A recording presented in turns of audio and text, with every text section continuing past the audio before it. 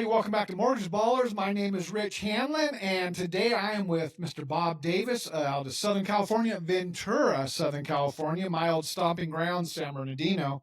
But we're going to get some time with him. We're going to get to meet him a little bit. We're going to get to find out because, like you can see it, we both have a little bit of gray. We're both in our late 20s, and we were early to get to gray, but we're going to talk loans. We're going to talk business. We're going to talk about life. And Bob, thanks so much for giving me some of your time today. Thanks for having me on. I appreciate it. Yeah, no problem. Bob, tell everybody, how long have you been in lending? You know, I started in the lending business in 1983. I went to work for Greater Suburban Mortgage, which was a large mortgage banker in SoCal at that time. And at that time, you could also sell real estate while you did lending without any additional license. So I did that. And then I realized, I really preferred lending. So in 85, I decided to be the bright one of the group, and I opened up a mortgage brokerage. And I literally worked out of a basement from 85 until early 86. Okay. But in 86 was what we called refi mania. We broke 10%, Rich. We went below 10%. It was a crazy year. Back in the day when we got paid in checks. I remember those days. That thick. It was pretty fun. But it's been a while. You know, what's funny is I entered September 1st, 1991, and I remember the rates at that point in time. They were all excited in the brokerage I went to work for in Sacramento, and they said, "Oh no, you don't understand. Like we hit like we financed in the low eights. We're going to get a bunch of refis."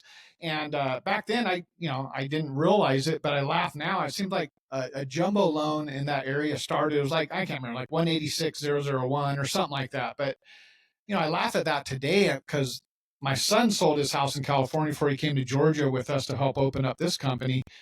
And, it was 1,000 square feet on a 30-year-old house. It was $531,000. It was crazy. I was like, wow, Ventura's not a cheap area. No, the median house price right now is about $860. And if you take the average, it's even higher. Because there's just not a lot of property for sale, even though our inventory has gotten better, at or below 900,000. Do they even build in Ventura anymore? It seems like that's been built out for years. What's interesting, Ventura, I was at the city council meeting last night, as a matter of fact, till 1:30 in the morning. Wow.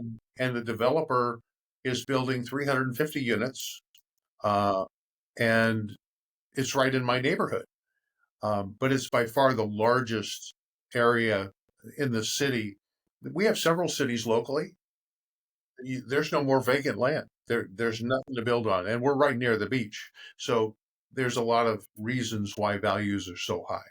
Yeah, I think Sheryl Crow made a song about that area at one time. People are like, what's he talking about? Look it up. What's your favorite part of what you do? Because you've obviously been doing this for a while. I mean, let's be honest, you've been doing it for a while. You actually got me beat. I thought I was one of the people been here doing this a long time, but you've got me beat, and I gladly submit. But after all this time, what keeps you doing it? I love what I do. I just turned 68. Okay. And what has become a passion to help people, I really do have to just recognize I like what I do. Because the day I don't love what I do, I'm done. Okay. Just because there's more to life than just making money. By the world standards, I've been wealthy a couple of times. And quite frankly, after those 2 times, I was homeless. I lived in my car. And it wasn't drugs or alcohol or anything else or gambling. If you don't work, you don't eat. That's what happened. So I've learned from that, and I'm very happy, A, to be alive, and B, I just love helping people. But I also will tell people as nicely as I can, if I don't like you, I'm not going to work with you. Just that simple. Stephanie Gilbert, our number one loan officer for 2024, she said, she has a lot of people that say, "Oh, you're so, you do really well. So-and-so said I should call you." And she's like, "Yeah, So I'll just automatically start working. And she's like, whoa, whoa, whoa, whoa, we'll need to sit down and talk. We need to make sure it's a good fit because I don't just work with anybody anymore. I'm past that point. Um, we need to make sure we align. And she doesn't take two bips about it because she knows who she is. She knows what she wants, and she won't sell her soul to the devil for a loan. It's just and I appreciate she doesn't want realtors to sell their souls to the devil because then they bring the devil to the loan officer side, and it's like everybody's miserable. But Yeah. I was happy to hear that because it took me a long. I used to do anything and everything. I thought that's what we were supposed to do, and although I could do a lot of business, I paid a dear price for that. I was always gone, always picking up my phone. There was no family time. I'm in real estate. I'm in loans, so it's um, I can look back now and see the flaws, but it took me a lot of years to figure that out, unfortunately. So if you're young and listening, have balance. Whew. Okay, here's a question for you because I don't know this answer. Well, first of all, how long have you been with Xpert? I have only been with Xpert for 3 months. Oh, And all I, right. I Well, will tell welcome to you, Xpert. I am thrilled. It was a plan that started actually actually 4 months before I Okay. met some people. They said Expert's the place to be. And I went, yeah. And my cryptic attitude went, right.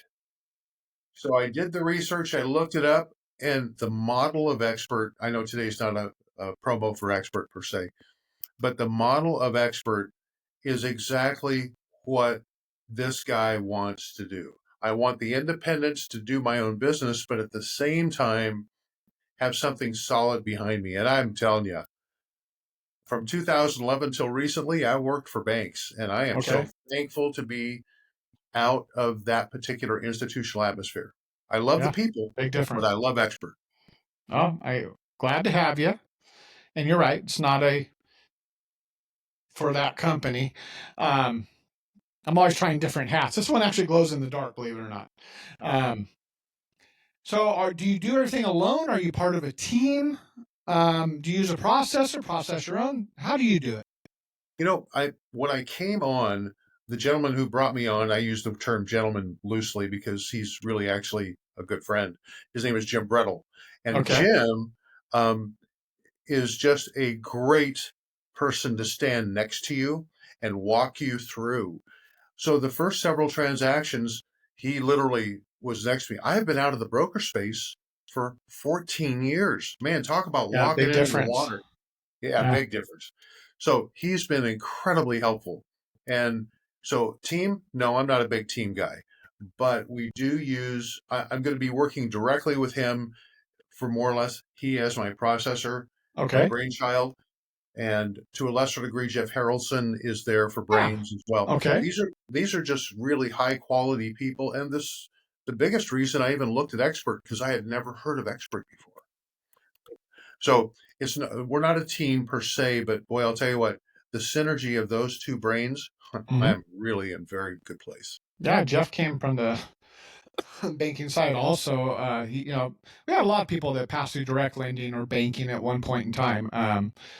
We have more people that have come from that side versus the broker world because once people get into the broker world, they're kind of happy where they're at, especially like if it's was a interest rates and things like that. They come to this platform, they kind of stay at the first broker they land. Um, but I was amazed because they're like, "Oh, Rich, you're going to go after all the brokers." I'm like, "Actually, I'm not. We're literally not even recruiting. Our people recruit. Like, we don't do any ads or recruiting. We've been very blessed that people like the platform enough that they might tell somebody else about it. So that's always a good thing. Um, Here's a question for you, because you already answered the one about the broker side, but when you're not doing loans, because you've been doing loans a long time, what kind of hobbies do you have? What do you do in your so-called downtime? I mean, you got the ocean right there, and you're gonna rub it in my face. But besides that, Well, funny because I've lived in this Ventura area since 1967, yeah, a couple of weeks. I'm not a big sand guy, but I'm a view guy. okay, So if there's a place to go on top of the mountain and just look, my wife and I, we go. Um, I like to read. Uh, I I love a good spy novel. I love a good spy movie. Usually, the book's always better than the movie. But one of the big things in our life right now is working through nonprofits, uh, and we just love it. In fact, we started an event back in 2012 called First Wednesday. You'll never guess which day of the month this happens. It started. Every Tuesday? No, I'm kidding.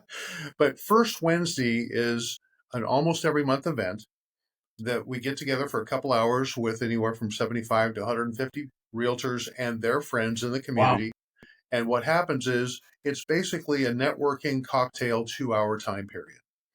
And this past week, we raised a little over $4,500 in that time period. And we choose to work with the smaller nonprofits because the bigger ones, while they're totally worth it, if we can supplant, three or four, $5,000 for a local nonprofit, um, they like us a lot. Yeah, definitely. And the thing is, it's just good business to help people locally. The local real estate community has completely bought into it. They actually make it happen. I'm just a facilitator.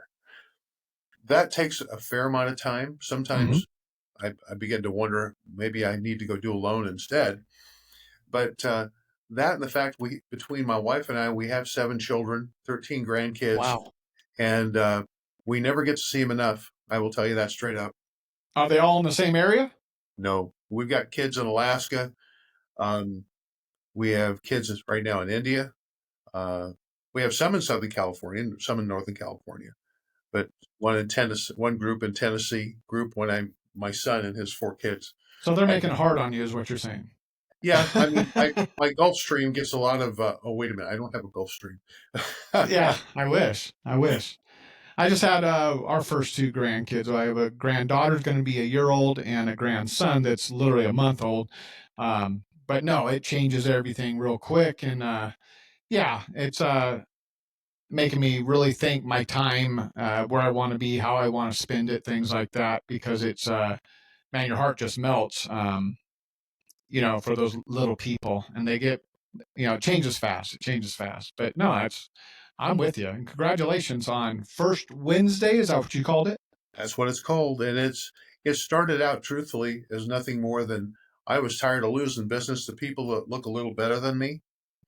And I just, if I bought everybody a drink, I figured people would show up. Well, they did. But a very small group, maybe 10, 15 people. And over the years, with some suggestions from friends, well, why don't you do a nonprofit?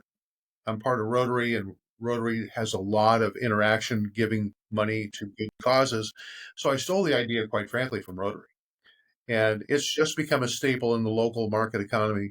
And in fact, I was asked to speak today at a group of realtors, and what they asked me to talk about was not lending, was about First Wednesday. So it's fun. I It all love it. goes back to the answer to your other question. Why do you do what do you do? What do you like the most about what you do? When somebody smiles at me and they get it, I'm not talking about the house. They get it as to how they can do it. Sure. I'll tell you, that is great. No, that's great advice. We were talking about different ways to get business and how we do it. So, you know, so many people think that you can only do it one way. I got to pick up the phone and cold call everybody. It's like, no, you found something that you like to do, and you just invited some people into that thing. And guess what? More people like to do that than you thought, and they invite friends, and they invite friends. Um, I love that kind of stuff. I always tell people find your business in that you don't need to be who you're not. Instead, make sure everybody in the areas that you do want to be in know what you do, that you can answer a question. I don't oversell anybody, but I'm just very active in a lot of things. I enjoy people. And eventually they might say, "Hey, Rich, what do you do?" I don't usually lead with that, because I don't want them running from me, which is crazy. But here's a good question for you, because you're with me. I asked somebody that was in their 20s yesterday, and I'm like, this is not the question for them. But if you could go back in time to your younger self coming out of high school, what would be the advice based on all that you know today? And this is a good one for you because you're right there with me. What kind of advice would you give to the young Bob Davis with all that you know between your ears today? Utilizing the theory of compounding Mm. by the book Atomic Habits. If y'all haven't read it, um, send me, let me know. I'll send you a book. Because in fact, Rich, I will send you Atomic Habits, because what it does is it talks very simply about base one level at a time. So work on this level, work on the nickel level. Don't work on the $100 bill level. Work on the nickel level, and then go next step. So the direct answer to your question is, what's a penny look like after 30 days, after 25 days, if it's compounded? And then you pray for a 32-day month. The bottom line is build your successes on the little bitty ones. Don't expect to eat the whole elephant at one time. And I tried as a young man into my 30s, trying to eat that elephant, and learned a lot, because I didn't have great success until I stopped eating the whole elephant at once. What's funny is there's a lot of people say, "What's the penny thing? No one wants pennies." And it's like, if you there's a thought process. If you take a penny and double it every day for 30 days, or would you rather have $1 million? Which one would you rather have? I want the $1 million, of course. Okay, well, you might want to do the full 30 days math and tell me how that works out and understand why he said, and wish that there was a 32nd day on top of that. Right. So it's had to do that. I've heard that same analogy that for rice, starving person, do you want the bag of rice or would you like it to go this way? Or something like that. It compounding is incredible and it can be used for a lot of avenues. My life is the reflection of years of compounding, doing right by people, and then they tell people to where sometimes I don't necessarily have to advertise to get business.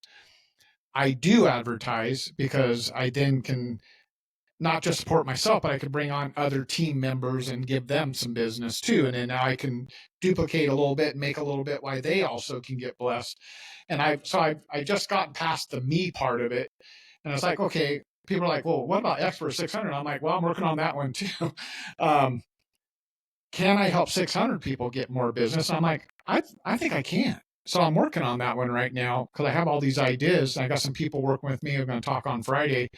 Um, some incredible things I've been working on for years, but never had the time to implement. But now with me stepping out of the behind the desk stuff, I'm excited because now the juices are flowing. But I always want to tell people too, Bob, sometimes ideas, they're not ready in the time that you first have them. And some of these ideas with the technology that's now available today make more sense than they did 5 or 10 years ago. I don't think they would have worked because today's technology is going to make them even better and make more sense and, to pass the test of time. But I'm excited for those things that are coming. Um, Tell me this. What's a lesson you learned the hard way, but you're now grateful for? Oh boy, let me pick one. Um, you know, the phrase that I said earlier, I've been, by the world's standards, I've been wealthy a couple of times, and and I'm not. I'm wealthy in the fact that I have family that loves me. I have a wife that loves me. I don't know why, but I'm taking it. We just celebrated 23 years, and I'm going for another 23. Congratulations. Thank you. But I think the lack of relationship. I chose to be a very much of a loner, which is an odd thing for somebody in a sales industry. Right. But I'm a loner, and it's to this day it is hard for me to want to go talk to people, even though I'm very fortunate where I live. When you look like Santa Claus, people usually don't run away from you. But it's just the ability to realize that fear doesn't need to control you. That's the answer to your question. Because fear controlled me for so long, but I never admitted it, that it controlled me. So when that was broken and I recognized it, it's just like any addiction. If you don't recognize or admit you have a problem, you can't get started. when I admitted that I had fear of success. I had fear of failure. You name it, I had fear of it. And I sometimes on a day-to-day basis, I got to remember and tell myself, dude, chill. You're 68. Who the hell cares? Can I say that? Yeah. I just did. Who cares? If I make a mistake, admit it and move on. And if I do the right thing, I try not to take the credit, diffuse the credit so other people, just like you were saying earlier, how do you help all the other people at Xpert to get better? If you diffuse that to other people, um, you just get to see greater things happen around you. And occasionally you'll get the credit, but you don't have to get the credit because you did the Yeah. right thing. I where my life changed was when I stopped putting myself first as the broker. I used to do the math backwards. I wanted to make X amount and so therefore they need to sell this or do that. And then I changed that and I said, gosh, I know what they're doing on the weekends. I know they're away from their families. I know that they're out getting the business. I know they're doing this. What if I took less? So because I know what they're doing. I've done that. And people are like, well, it'll never work because you won't be able to make enough money. And I'm like, no, I'd have to do volume. It would be a volume, but I wonder if I can get enough people to do the volume because what does it really look like? They would make more and then they could tell other people. But the goal was also, what if they could make more? And so it's a double edged sword, Bob. What if they could make more and they might not have to do as many open houses or be away from their family as much? But sometimes it works opposite, and they're like, "Gosh, I'm making more money than I ever made. I need to make more." And I'm always like, "Balance, balance." But I've been very blessed in my last company and this company. I've had more people hit million status with their commissions. I mean, I'm not talking. I'm talking what they're making. I have people now going towards the 2 million status. But I will tell you this, and if you can get to 150 to $200,000 because of the way taxes work, especially for 1099, in my opinion, I already see the millionaire because depending on how you spend your money and invest it, you have more than enough money to live very well, and you could get ahead very quickly. I can't overturn bad spending habits. Nobody can, but I've seen people.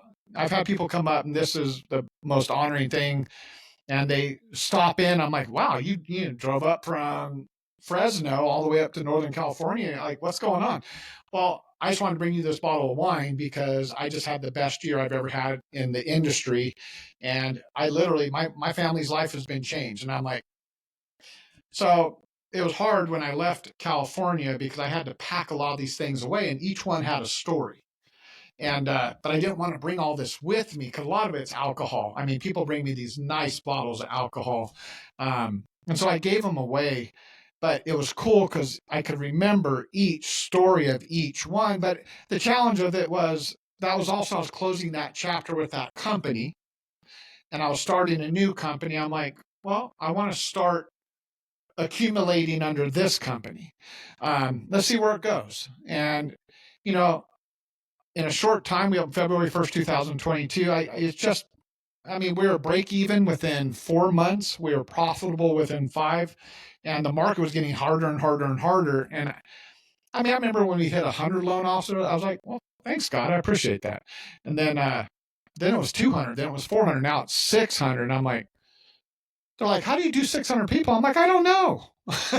You tell me. I don't know. I just take it one day at a time. I don't stress out so much and I allow people to be people and I don't try and control the whole thing. Instead of walking around with my hands, I'm like, here, Bob, go control your day and let me know if you need me. And I try and hire incredible people that, for the most part, don't get me in too much trouble.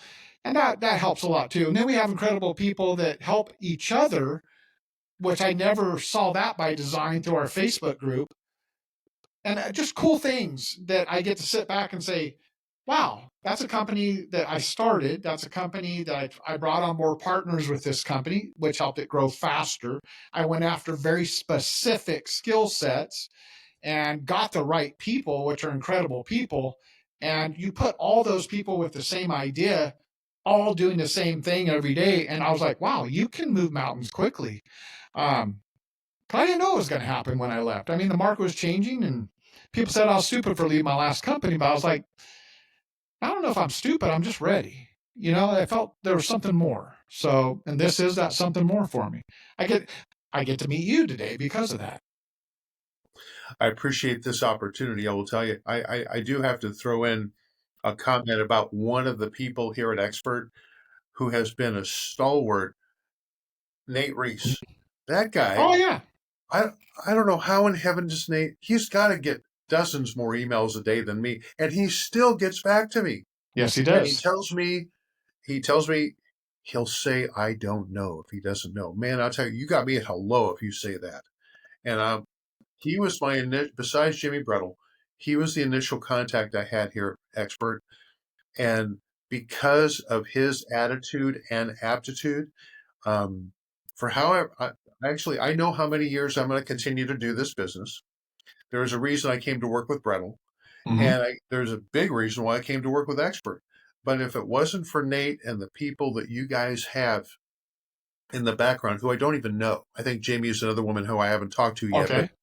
but I'm telling you, these people actually care. They have a human side, and man, at my age, I think I'm almost 23. It's really important to have a human on the other side of the phone or the email, and it's there. No promo, just the truth. Yeah, Nate was he came from he was an AE at UWM. He came over. He was an aspiring person, but what was interesting is they, when you work for a big corporation, they're like, "Hey, we need you to stay in that little box that we hired you for." But he's like, "But I have all these ideas," and it's like, "No, just stay in that box." He came here and I said, "Go for it." It's I want to hear every idea. It doesn't mean we'll do them. I want to hear every idea. My sons are also younger, and it's like, I want all the ideas. I just can't guarantee you we're going to do all the ideas because that's where, there has to be a rhyme and a reason and a time and an energy and a money and all that to it. But the younger input throws so much our way. And a lot of things that we're doing right now,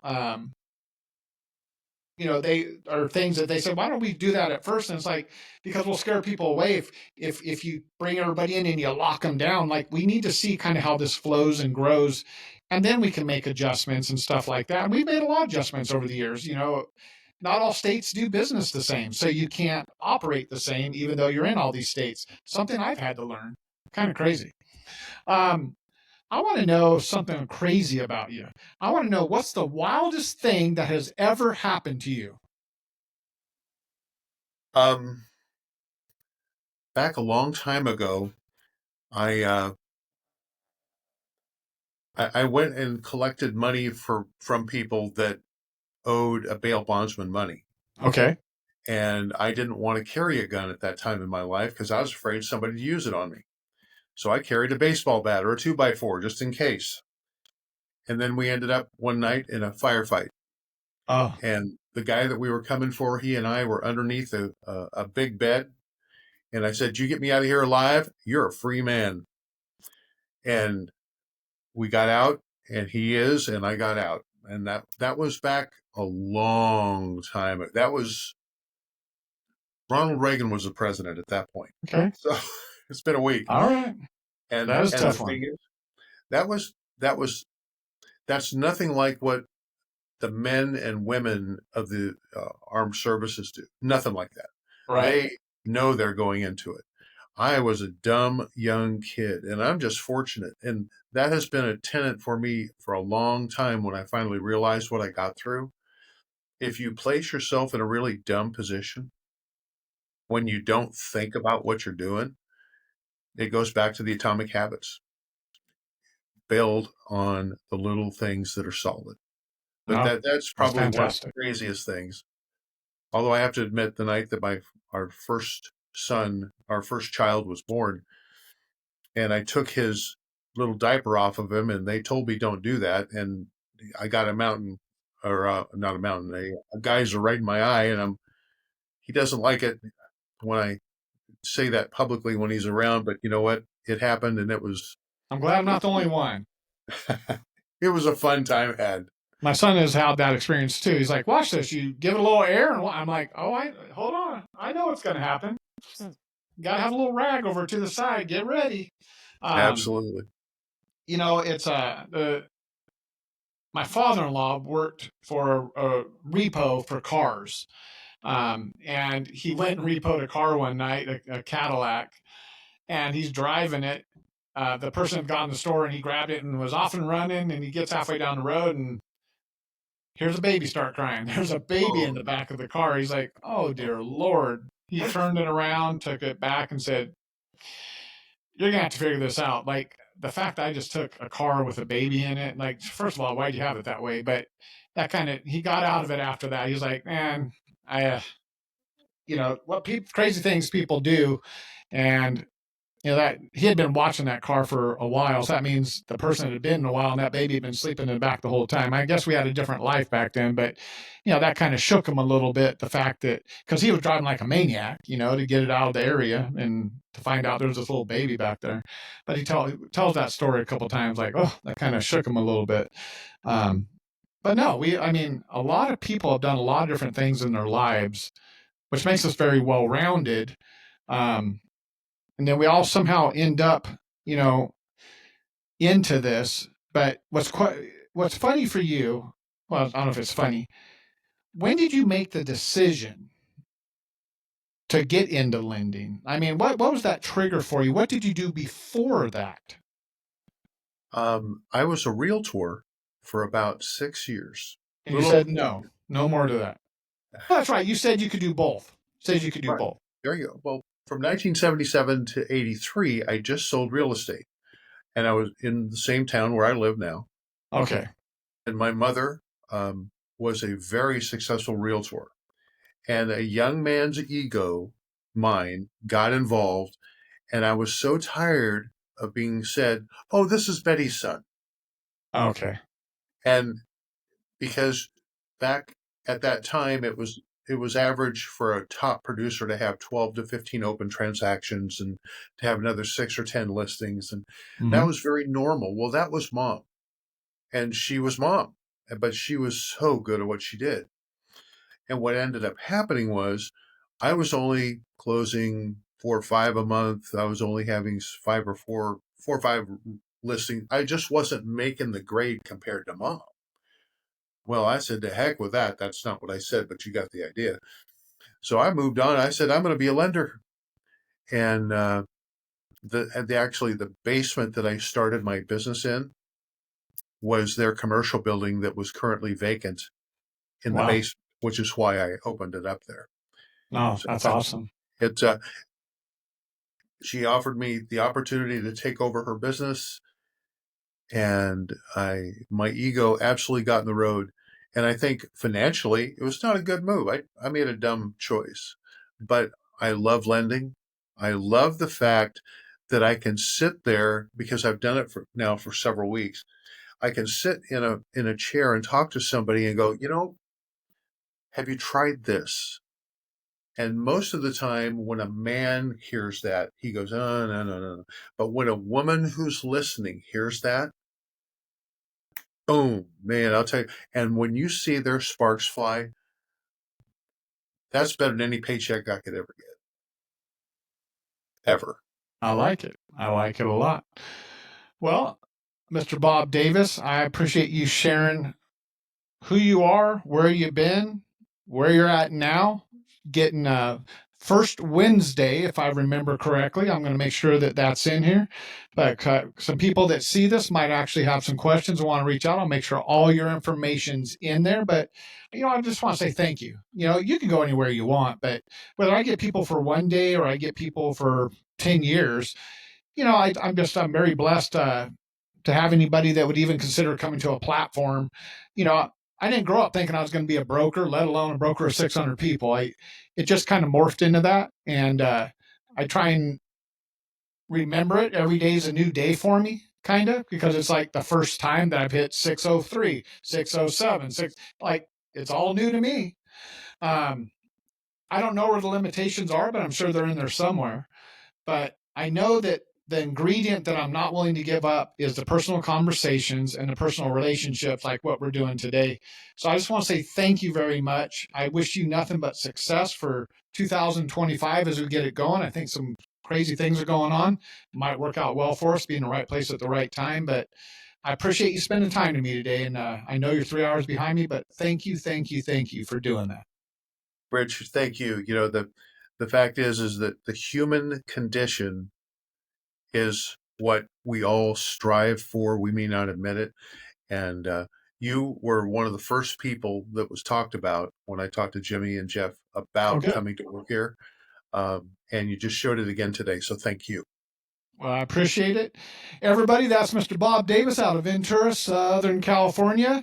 And if you want to learn more about First Wednesday and maybe another thought process of it's an incredible idea of how to start something that's up your alley and to get people involved that could lead to some business. There's so many ways to do this industry, and people remind me of that every single day, just like today.